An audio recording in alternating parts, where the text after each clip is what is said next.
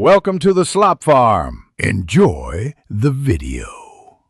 You start by meeting the minimum power requirements. This matters because Red Wolf fights scale with your options. Once you have Torrent and a reliable ranged tool, head to Caelid's border. Make sure you've explored Limgrave and Liurnia for key progression. First actionable step. Ride east to the broken bridge near Dragonbarrow, seek the NPCs, and clear nearby minibosses. You do this to trigger NPC flags that later permit the actual Radahn Festival sequence. So be deliberate and clear. Once done with initial clears, target the exact steps that set the festival in motion. You must complete nearby NPC quest flags and defeat the bonded field bosses that affect Redmane's event trigger. This unlocks the summon sign placements. As you progress, make sure to speak to any survivors and exhaust dialogue. Some flags only advance after a line is heard.